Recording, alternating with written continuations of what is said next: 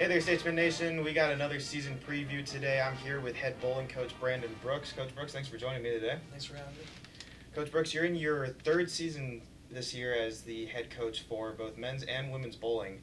And this year, a little bit different year than you're probably accustomed to. So, how has the whole situation with COVID affected how you approached and prepared for this season? It's definitely been different. I mean, obviously we're doing different things that we haven't really had to think about before. As far as mitigation, masks at practice, and those types of things. So,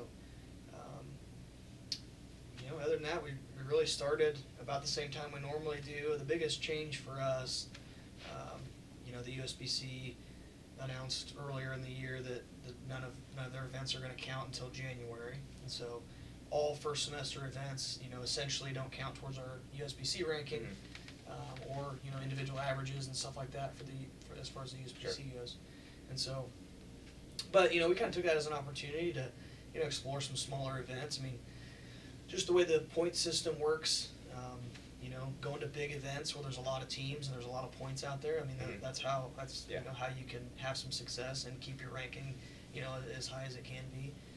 Some of the smaller events can hurt you sometimes, and so, I'm pretty excited. We're gonna be able to go some smaller stuff and actually be able to host an event here for the first time ever. So Nice. I'm really excited about that.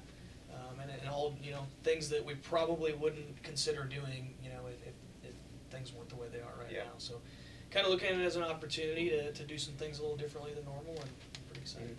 So going into last year on the men's side, you had a highly successful season, topped out at 21st on the national scale, finished second in Hart Tourney. What were some good things that you guys had going last year?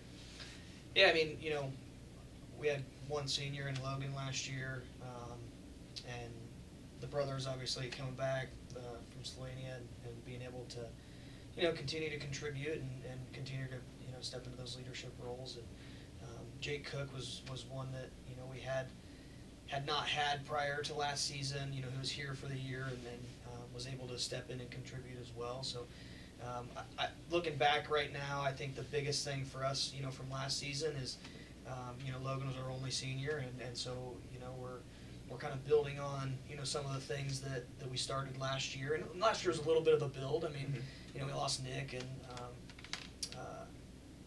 Curtis, and both, all Americans. So obviously that's a big hit, and going to take some time to kind of recoup. And I think we really did that last year, and I'm pretty excited to see what this year brings. Last year on the men's side, Coach Brooks produced 5 all-conference players. You mentioned Nick Walker, who was an All-American the year prior. What has having him on your staff helped? How has having him on your staff helped build some of these younger players up? Oh, he's been invaluable. I think, just the experience that he brought, and now, at this point, he's, figured out, just kind of he's settled into his own coaching philosophy, and really has built some of his own confidence, I think, on the coaching side. These guys look up to him, obviously, because of a lot of the success that he had as a player. Yeah. They trust him. He spent a lot of time in the pro shop, learning, all of that stuff as well to be able to contribute on that. I mean, preparation's a big part of what we do, and so, Sure. Him being able to assume that role as well and really help prepare everything, and he's more involved in developing practice and doing those types of things too. So, he's a big asset for us right now, and I think he's got a bright future. So I'm really excited to have him back this year. And you also mentioned the one senior that you're losing, Logan Mason. Do you have any big names that you think are going to come in this year? Any new freshmen, new transfers that are going to make an impact? So we got a couple of transfers from Iowa Central. Ryan Dudley's one of them that I think is really going to be able to contribute right away. He's from Alaska, spent 2 years at Iowa Central. Just an all-around strong player, and really looking for him to be able to contribute immediately. We're young. I mean, I think overall, top to bottom, we're a pretty young team, on the men's and the women's side, really. And so, just looking for some of the upperclassmen to kind of step in. Obviously, Jason Miner and Jake both, having some experience and getting some more experience last year, and stepping into some more permanent roles and that type of thing. obviously is going to help contribute to this year too. So. And moving over to the women's side of things, took a little bit bigger of a hit on the roster. You lost 3 seniors, including 2 all-conference players in Nicole Kraft and Bailey Palmer. Yeah. But you are also returning 2 all-conference players in Gabby Evans and Alexis Lake. So what is the roster going to look like there? Bailey and Nicole are obviously 2 big hits. Bailey, you mentioned earlier, is going to be joining you on the coaching staff this year. So you think she's going to have an impact similar to Nick? Yeah, for sure. I think she's already started having an impact, and really same situation. I mean, I think coaching, and I've told them this, and I'm sure it's pretty well known. I think coaching, players that you were a player with is a very, very difficult thing to do, and I don't want to downplay that at all. I think what they've been able to do, and especially what Nick's been able to do after in his second season, that's difficult.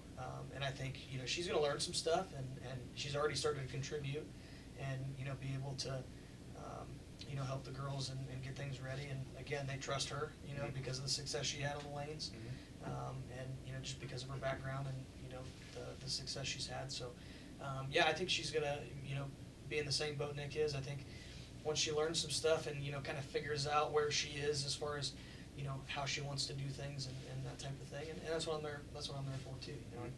I'm there to kind of coach them to coach and that type of thing as well. So but yeah, I think she's going to be really good for us for sure. The women's filled out a 3rd place Hart finish last year with a very young roster. So who do you think is going to step up and fill the shoes of Nicole and Bailey this year?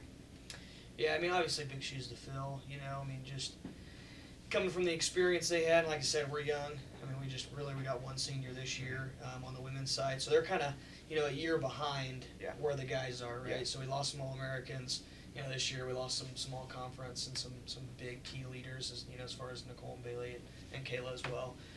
And so I think knowing that we're on a little bit of a build, but also not selling ourselves short. I mean, I think we got a lot of really, really good young talent. I think on the women's side, especially, our future's really, really bright.